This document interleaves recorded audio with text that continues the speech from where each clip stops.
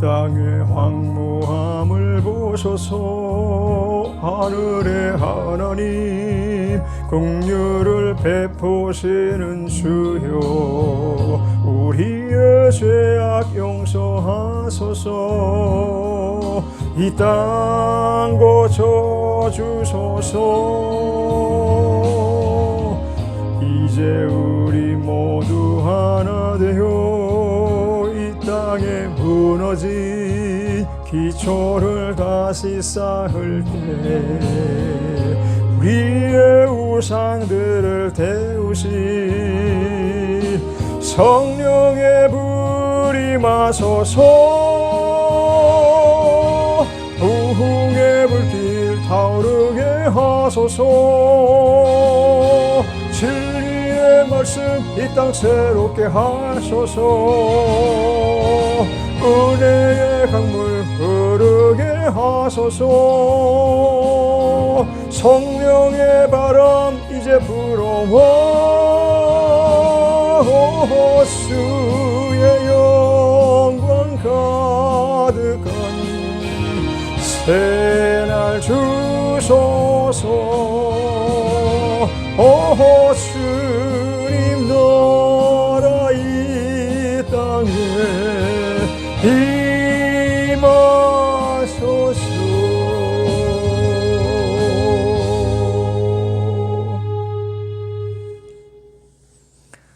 좋으신 하나님, 감사와 찬양을 이 아침에도 오직 주님께만 올려드립니다. 지난 시간마다 주의 돌보심을 기억하며 감사와 찬미를 드리지 않을 수가 없습니다. 어리석은 저희, 부족한 저희, 못난 저희들을 우리 주님께서 견고한 믿음의 땅에 우뚝 세워 주시옵시고 은혜를 통해서 하나님 주신 받은 말씀의 계시를 분명 깨달아 알아 오늘도 말씀을 성취하며 이루어가는 한 날이 되게 하옵소서. 감사와 찬양을 주께 돌리며 예수님의 이름으로 기도드렸습니다. 아멘. 하나님의 말씀은 골로새서 3장 5절부터 10절까지 읽겠습니다. 그러므로 땅에 있는 지체를 죽이라. 곧 음란과 부정과 사욕과 악한 정욕과 탐심이니 탐심은 우상 숭배니라. 이것들을 인하여 하나님의 진노가 임하느니라. 너희도 전에 그 가운데 살 때에는 그 가운데서 행하였으나 이제는 너희가 이 모든 것을 벗어버리라. 곧 분과 악의와 회방과 너희 입에 부끄러운 말이라. 너희가 서로 거짓말을 말라. 옛사람과 그 행위를 벗어버리고 새 사람을 입었으니 이는 자기를 창조하신 자의 형상을 조차 지식에까지 새롭게 하심을 받는 자니라. 아멘. 새 사람을 입으라 라는 내용의 말씀 속에 우리가 살아야 될 삶의 방식이 너무나 분명하게 전달되어지는 말씀이 아닐 수가 없습니다. 우리의 옛사람과 새사람은 극명한 차이가 있습니다. 우리 옛사람은 하나님의 진노에 완전히 노출되어 사는 사람들입니다. 하나님의 진노로 말미암아 그 삶의 결과와 그 삶의 결론이 모두가 다 정말 암울하고 어둠에 속하여 멸망에 이르게 될 수밖에 없는 그와 같은 삶이 늘 연속되고 있다라는 것은 무서운 일입니다.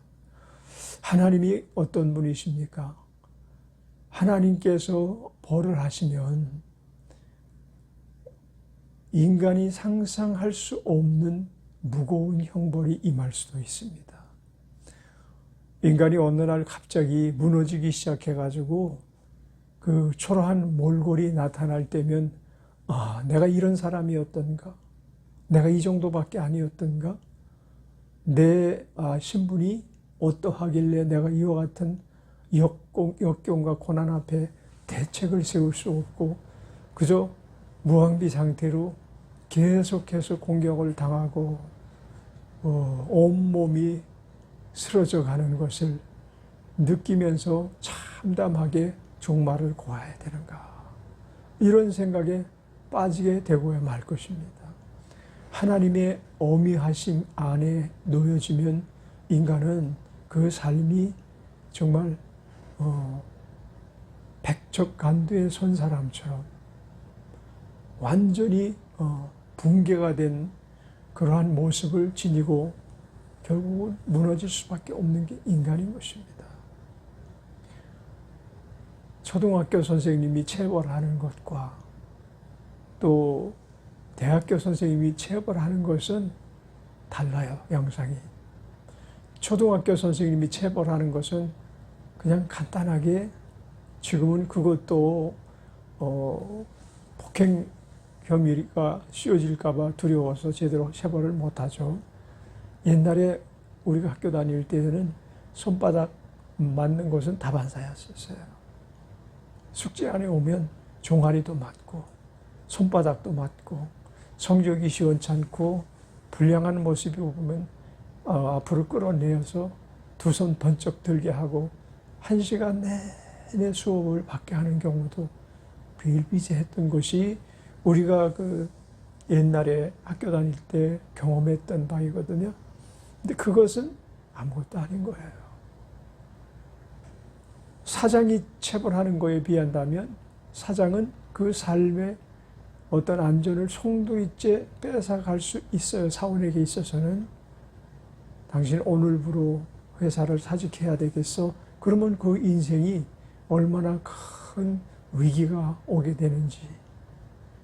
또 어떤 경우에 부도가 나서 그래서 경제가 완전히 폭망을 하게 되면 그 사람의 삶이 하루 사이에 얼마나 큰 차이점을 느끼게 되는 삶을 살게 되겠냐. 그 호의호식하면서 떵떵거리면서 살던 사람이 어느 날 갑자기 쪽망해서 돈을 빌리러 다니는 신세를 한번 생각해 보자고요. 아마 그 인생 감당하기 너무 어려울 거예요. 엊그저께 뉴스에 보니까 정체성의 혼란을 겪어서 육군 하사로 입대한 사람이 휴가를 받아가지고 태국에 가서 성전환 수술을 하고 왔어요. 여성으로 바뀌어진 거죠. 그리고 여군도 있으니까 저를 전역시키지 말고 군대에서 계속 군생활을, 여군으로서 군생활을 하게 해달라고 요청을 했지만 국방부에서도 묵살했고 육본에서도 묵살하고 그래서 결국은 퇴역을 했죠.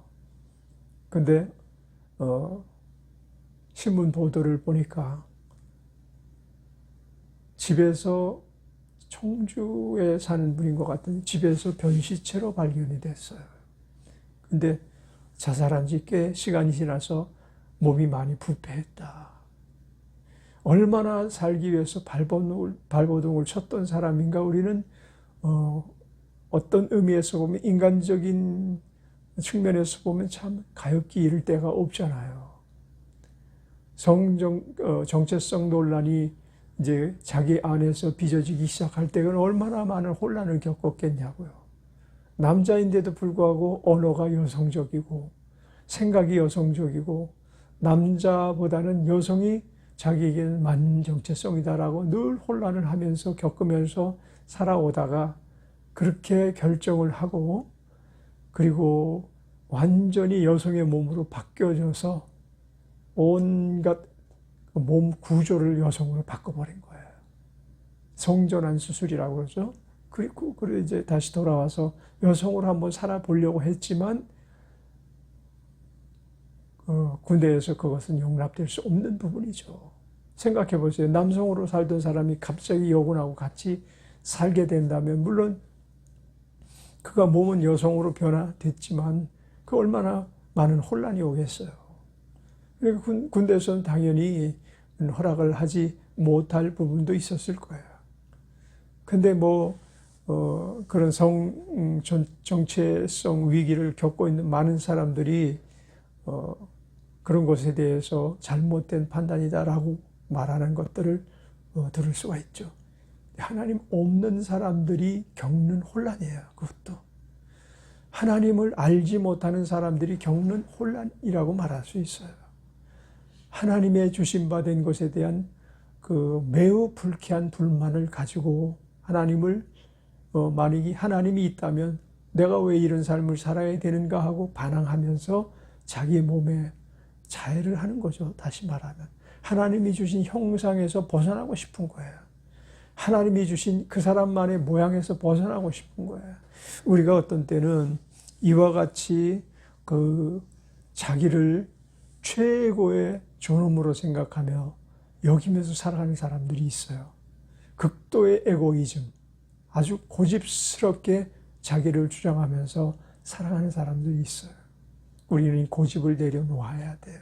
이것이 다 옛사람 안에서 우리에게 정체성을 혼란하게 만들고 그리고 인간의 삶을 무질서 가운데로 빠지게 만드는 거예요.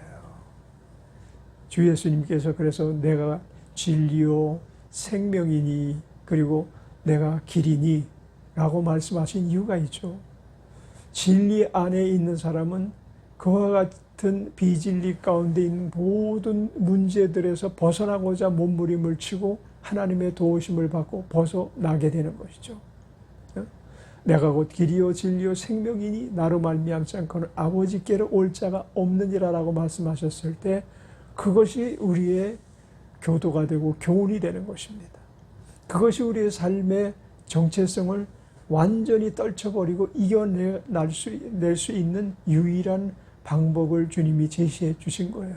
그것을 부정하는 사람들은 결국은 하나님의 진노의 대상이 돼서 어느 한순간에 원수마귀의 아주 멸망에 이르는 길로 빠져 들어갈 수밖에 없고 이것이 하나님의 진노 안에 놓여 있는 사람의 운명인 거예요.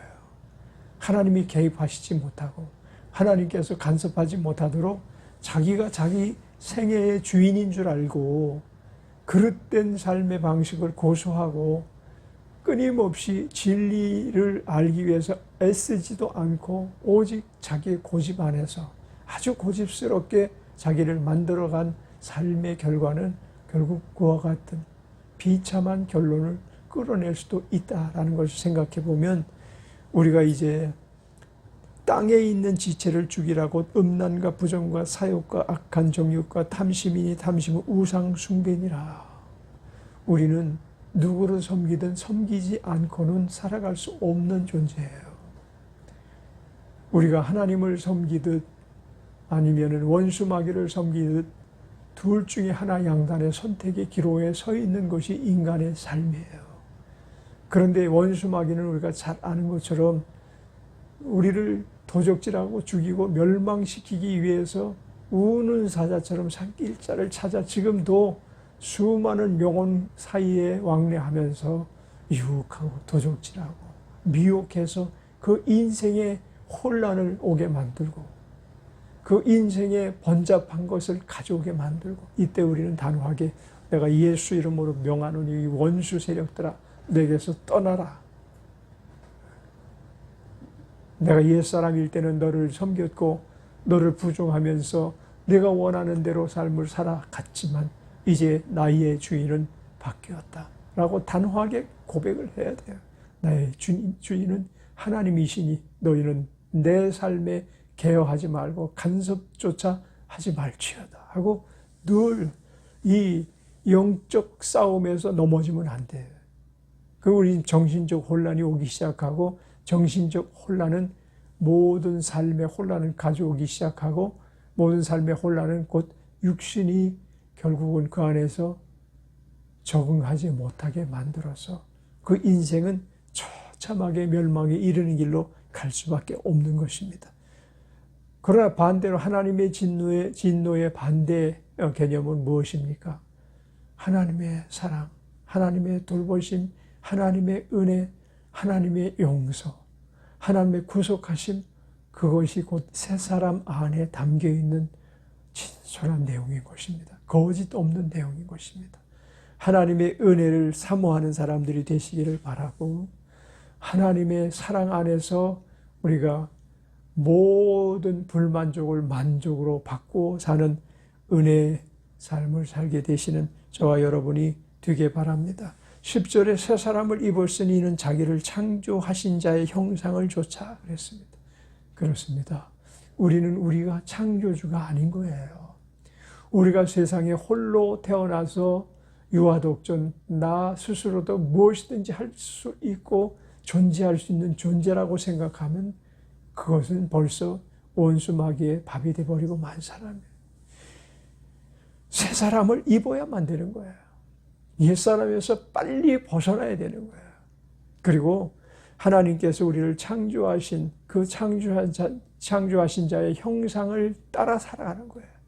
형상을 따라 살고 그리고 지식에까지 새롭게 하심을 받은 자로서의 삶을 살아가는 것이죠. 우리가 알고 있었던 지식이 옛사람이 가지고 있었던 지식이라면 무용지물로 여기고 그 모든 것을 배설물처럼 던져버릴 수 있어야 되는 것입니다. 내가 알고 있는 지식이 약간의 이익을 가져다 준다고 해서 사람들은 그것을 내려놓지 못합니다. 그것이 거짓말이든 그것이 속이는 것이든 사기를 치는 것이든 눈앞에 당장 이익이 주어질지 몰라도 사는 세대의 그 보응은 반드시 따라오는 것입니다. 그래서 5절에 땅에 있는 지체를 죽이라. 우리는 땅에 속한 자가 아니라 하늘에 속한 자이기 때문에 땅에 있는 삶의 법을 버리고 이제는 하늘에 있는 삶의 법으로 살아가는 사람이기 때문에 불언간 둘 중에 하나를 택해야 되고 하나를 버려야 되는 거잖아요.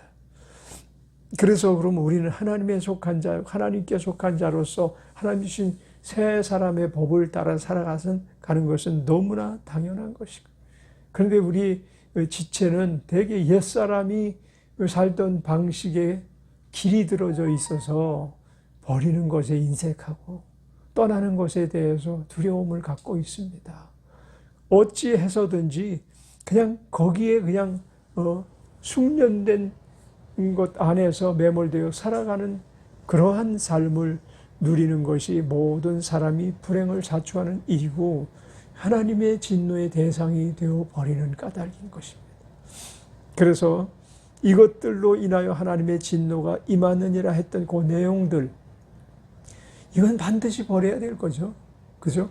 이것은 결코 같이 공유하면서 하나님에 속한 사람으로서, 하늘에 속한 사람으로서, 새 사람을 입은 사람으로서 가져서는 안 될 부분들에 대한 언급인 거예요. 그것이 음란한 일이고, 음란이라는 것은 어찌 보면 법 없는 사람이 누릴 수 있는 최고의 쾌락일 수도 있어요. 그러나 법 있는 사람은 그 음란에 빠질 수가 없는 거죠. 음란이란 무엇을 말합니까? 하나님이 허락한 그와 같은 남녀 간의 관계에서 벗어나 생각하는 것이나 행동하는 모든 것, 하나님이 허락하신 영역 밖의 것을 다시 탐하여 이성 간에 발생하는 모든 문제들이 그 안에 무슨 나는 당신을 사랑합니다. 내가 당신을 만나기 전에 내 삶은 불행했습니다. 그만큼 당신은 나에게 있어서 보물입니다. 이건 정말 하나님의 진노 아래 빠질 수밖에 없는 그와 같은 아주 하나님이 가장 싫어하는 것 중에 하나거든요. 소돔과 고모라가 그래서 멸망했어요. 롯의 때도 그래서 하나님께서 그 부분뿐만이 물론 아니지만 그 시대의 가장 표상적인 모습이 음란에 빠져 있었던 거예요. 동성애가 만연했고, 그리고 부부 외에 남녀의 관계가 아주 빈번했고, 누구든지 하여튼 새로운 대상을 찾아서 끊임없이 몰색을 해서 그걸 찾아서 그걸 갖다가 차지하고 싶은 욕망들. 로마 시대가 그랬어요. 폼페이의 최후에 보면 로마 시대의 그 참상을 그대로 볼 수가 있다고 그래요. 제가 폼페이가 화산으로 이제 로마가 화산 재앙을 입은 도시의 모습이 그대로 발견되었을 때 사람들은 그 모습을 보고 굉장히 소름 끼치는 그런 어떤 두려움을 겪었을 거예요. 그걸 지금도 보러 다니는 사람들이 있어요. 그 유물 전시하고 있거든요. 그러면 거기서 깨닫는 것이 뭐니? 법 있는 사람은 이런 삶을 살면 이처럼 심판이 있다. 하나님이 진노의 대상이 되지 말자라고 생각할 거예요. 근데 법 없는 사람은 벌써 수천 년 전에 이 같은 삶을 살았네. 이런 기발한 아이디어가 있었네 하고 그것에 더 몰입할 수도 있을 거예요. 하여튼 우리의 삶 속에 이 음란이라는 것은 하나님이 용납할 수 없는 거예요. 왜냐하면 그것은 가정을 무너뜨리고 사회 질서를 붕괴시키고 나라를 도덕적으로 타락하게 만드는 아주 천병이거든요. 그래서 음란이라는 것을 하나님께서는 용납하시지 않는다. 그와 같은 일이 일어날 때는 진노하실 수밖에 없다. 그 다음에 부정과 사욕과 악한 정욕, 이건 모두가 다 육신의 정욕, 육신으로 말미암아 가지는 정욕들이거든요.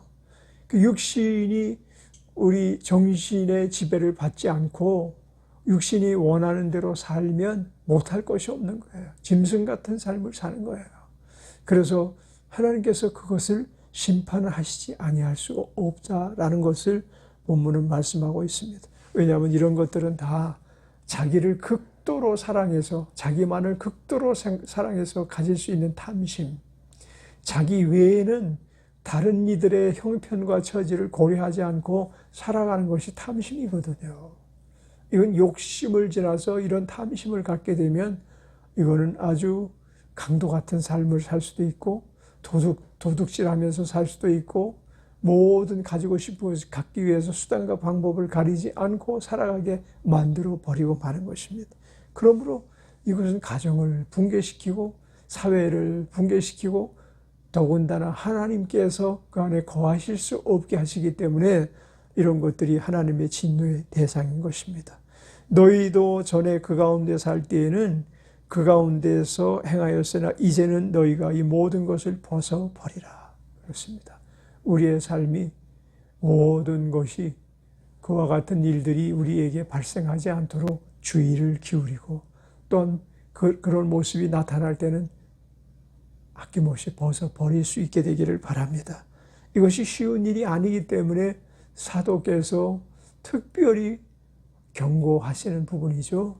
하나님의 진노라는 그와 같은 내용을 그 안에 삽입해서 우리에게 겁박하려고 하는 것이 아니라 그것이 인생이 가장 두려워해야 할 부분이고 조심해야 될 부분이기 때문에 오늘 교훈하고 계신 것입니다.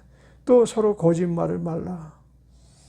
새 사람을 입은 사람이 여전히 거짓말하는 것들은 그렇게 바람직한 삶이 아닌 것이에요. 자기를 위해서 거짓말을 자꾸 하는 것은 그건 바람직하지 않습니다. 하나님 앞에서도 하나님은 진실하기를 원하시죠. 왜냐하면 하나님의 모양과 하나님의 형상과는 거짓이 없으셔요. 오직 진실하심이 하나님의 모습 안에 우리에게 그대로 전달되는 것을 우리는 가감없이 받아들입니다. 그러나 원수마귀는 어떻습니까? 모든 게 다 거짓말이에요.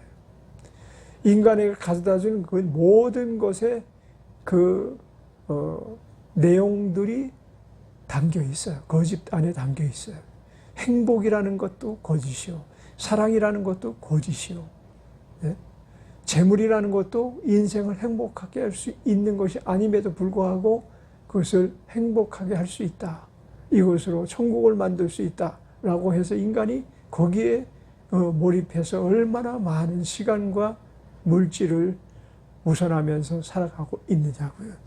거짓을 버리는 것은 곧 자기를 위한 것이다.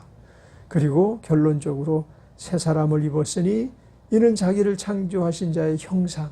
우리는 하나님의 형상과 모양대로 지음을 받았어요. 근데 거기서 이탈했기 때문에 하나님께서 우리를 쫓아버리신 거죠. 신라곤하게 하신 거죠. 신라곤 안에 가장 큰 이유 중에 하나가 하나님의 형상과 모양을 따라 살게끔 지으셨음에도 불구하고 마귀의 형상과 모양을 추종하는 결단을 내린 게 인간의 패착인 것입니다. 그래서 결국은 하나님의 형상과 모양대로 우리의 모습이 환원되어지는 것이 새 사람의 삶의 목적이라는 것을 이 시간에 한번 생각해 보았으면 좋겠다라는 것입니다. 우리 모두는 새 사람을 날마다 추구하면서 살아가고 지향하면서 살아가게 되기를 바랍니다.